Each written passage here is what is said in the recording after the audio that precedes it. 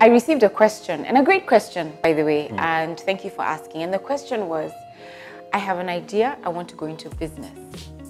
Can I borrow money to go into business because it's such a good idea and I think it's going to do very well? What would you say? You're laughing. It's a question. Is it funny?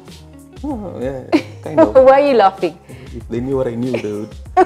Yeah, but it's a good question. Yeah. I mean, anyone trying to venture into business, starting from a point of borrowing money is not really a good idea. You may think your business is a good idea until you execute it, and the market, the people you're targeting probably are the wrong people, and you have to change and shift it, and you've already borrowed money. But also, I'll take back and say, borrowing money is actually just a general term. Who are you borrowing the money from? It depends. Are you getting the money from an individual? Are you getting it from a financial institution? Yeah. Because if you're getting it from a SACCO or a MFI, you know, which basically is a small bank, if you're getting it from a bank, they immediately, they can even give you a grace period of probably 1 month for you to start paying, but in the second month you have to start paying back that money with interest. So your idea may be great to you. You probably sold it to a few people, it's great to them. But once you immerse that as a business into the market, into the people you're targeting, are you sure it's going to make money? Which is the same thing that when you go to people with an idea, even if it's an individual, even if it's a person with a hedge fund, if you go to them with that idea, they'll ask you, have you practiced it? Yeah.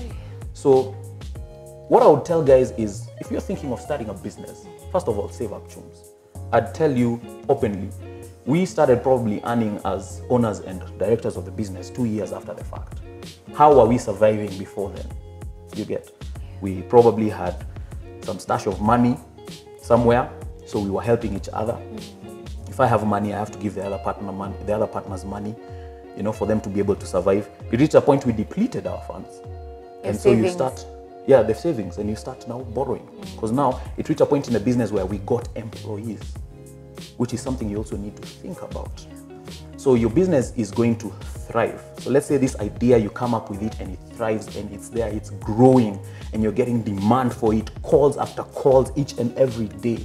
You will not be able to handle that work, even if you're 5 guys who are directors of that business. You'll have to get people in to help. And that's the staff. Those are your employees who you'll have to pay. So you're making money, yes, from the business, but you'll have to pay these people first before you pay yourself. So how will you pay for your house? So this is a point where entrepreneurs really don't tell this story. They don't tell the story of where they ate eggs for dinner. They shared probably 2 eggs in their family of 3, and they ate that for dinner and drank water and went to bed. They don't tell you that, you know, they're about to be kicked out of their home. They're making money. So they're people, their friends and family, when they go for gatherings, they ask them, how is business? Yeah, I have this client, I have this client, I have this client. But, you know, you're struggling. People just look at clients and see money. So what I would tell people is have a plan. The plan is I'm not telling you to have an elaborate business plan, but have a plan. Plan financially, plan strategically, plan in terms of vision for your business, and know where you're going. Share that also with people. Don't go into it alone. Go and talk to people. You'll know the kind of right people to be able to bring into your business.